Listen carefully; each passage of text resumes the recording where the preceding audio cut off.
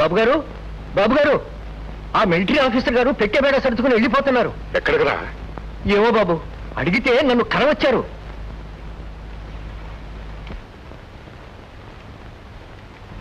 రాజారావు, ఏమిట్రా? ఎక్కడికరా ప్రయాణం? ఏట్లోకి. స్నేహితులని నమ్మి వస్తే ఇంత అన్యాయం చేస్తావా? నేనేం చేశాను రా? ఇంకా ఏం చేయాలరా? నీ మనవడి ప్రేమ కలాపం వాడి జాతకం దాచి నా కూతురికి అన్యాయం చేస్తావా? నీ మనవడే స్వయంగా చెప్పాడు కాబట్టి సరిపోయిందిరా, లేకపోతే నా గతి ఏమయ్యేది? ధర్మప్రభో, ఒక్క నిమిషం కూడా అక్కడ నిలబడు. పదమ్మా, పద.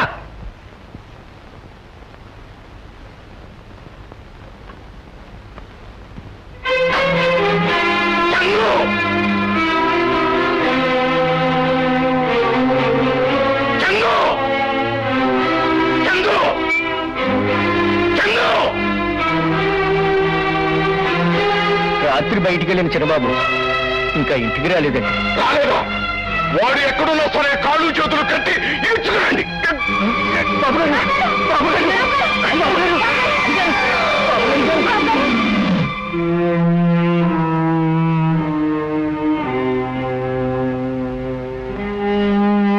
వాడి తాడేమైనా తెలిసిందా? నువ్వు ఇలాగే ఆవేశపెడితే మళ్ళీ ఎప్పుడు హార్ట్ అటాక్ వస్తుంది. మాకెవ్వరికీ చెప్పకుండా సెలవు తీసుకుంటాం. చస్తే పీడ వదిలిపోతుందిరా. ఇంతకీ నువ్వు అనేది ఏమిట్రా? చందుకు పెళ్లి చేయాలంటావు అంతేనా? అయితే ఓ చిన్న చిట్కా, ఈ వేళ నుంచి నువ్వు నిరాహార దీక్ష ప్రారంభించాలి. ఏడ్చినట్టుగా ఉంది నీ సలహా.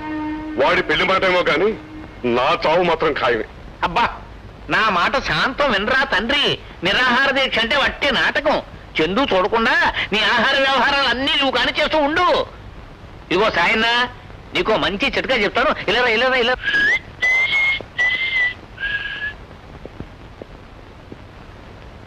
ఏమిటి సాయన్న ఎలా ఉన్నావు? అవును, తాతయ్యముడు ఎలా ఉంది? మా మీద ఉన్న కారాల మీద నూరుతున్నాడా? ఆ కర్ణాల ద్వారా రౌండ్ పుట్టాను వెళ్ళిపోయాడా? ఆ శేషరత్నం గారు వచ్చి ఎంత బతిలాడిన పచ్చి మంచినీడు కూడా పుట్టుకోలేదు బాబు. అలాగా? ఒరే చందు వస్తున్నాడు, గ్లాసులకి ముసుకేసే ముసుకేసే ముసుకేరా బాబు.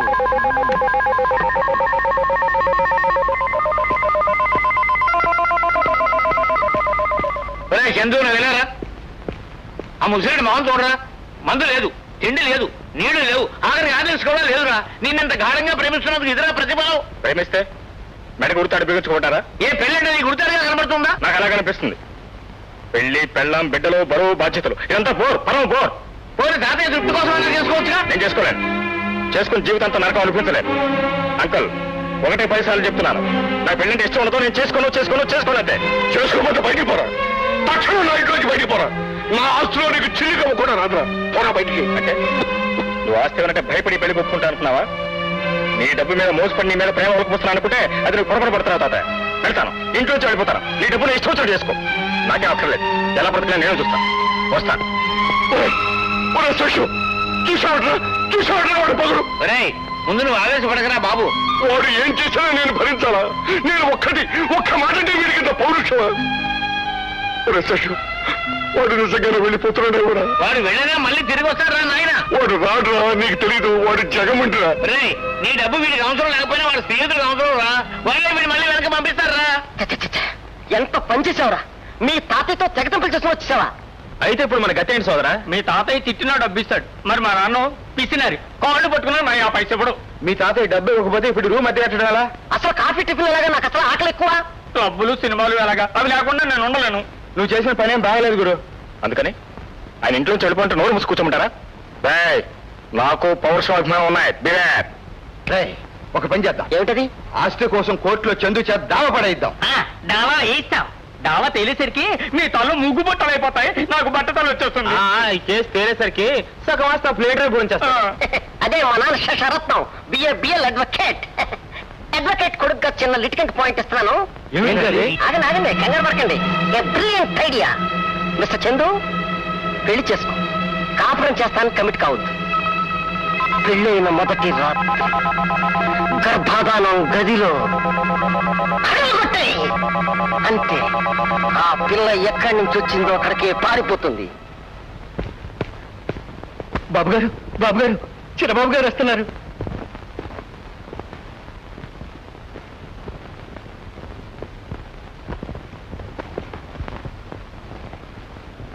తాతయ్య, నీ ఇష్ట ప్రకారం పెళ్లి చేసుకోవడానికి ఒప్పుకుంటున్నాను.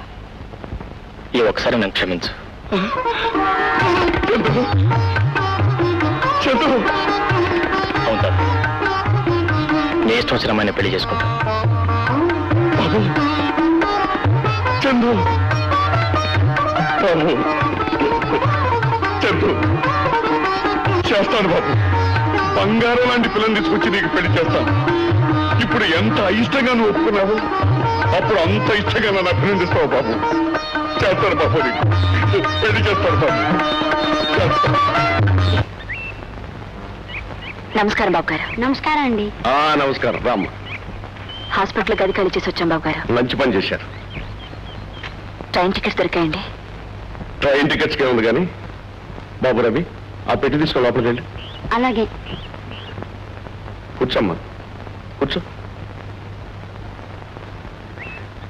చూడమ్మా గిరిజ, నీతో ఒక ముఖ్యమైన విషయం మాట్లాడాలి. ఏమిటి బాబు గారు?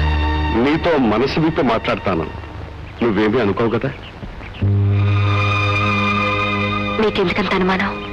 ఈ లోకంలో నీకు ప్రాణం కంటే ప్రియమైన వ్యక్తి నీ తమ్ముడు, అవునా? అవును బాబు గారు. రవికి జబ్బునయమైంది. ఇక చదువు సంగతి చూడాలి, అవునా? అవును బాబు గారు. అతను చదువుకుని జీవితంలో సెటిల్ అయ్యే వరకు అతని బాధ్యతంతా నేను స్వీకరిస్తాను. అవునమ్మా, ఈ రోజు నుంచి రవి బాధ్యతంతా నాది. అతన్ని మంచి స్కూల్లో చేర్పిస్తాను. ఇంజనీర్ గాని డాక్టర్ గాని ఏది చదువుతానంటే అది చదివిస్తాను.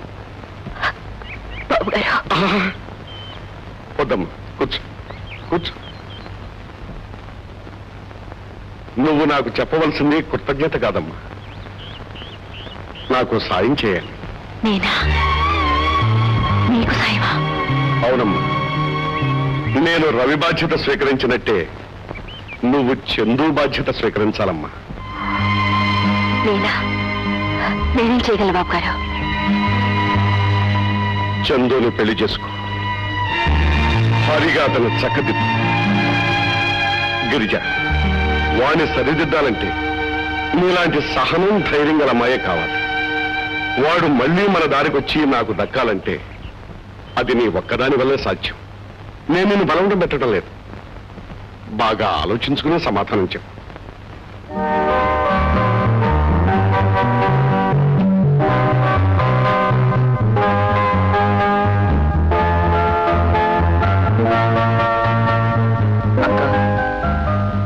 రవి.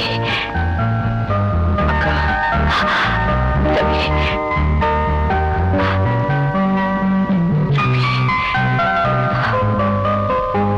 అక్క, ఇంజనీరింగ్ పాస్ అయ్యాను. నువ్వు కన్నకల్లో ఫలించాయక్క. నీ రుణం జన్మ జన్మలకి తీర్చుకోలేనక్క. నాదే ఉంది రవి. అంతా రాజగోపాలరావు తాతయ్య గారి వల్లే నువ్వే రోజు ఇంజనీర్ అయ్యావు. అంతే కదక్క, నీ పట్టుదల, ఆయన సహాయంతో ఇంతటి వాడిని కాగలిగాను. నీ మేలు ఎప్పటికీ మరవలేనక్క. రవి. అక్క, రవి. అక్క.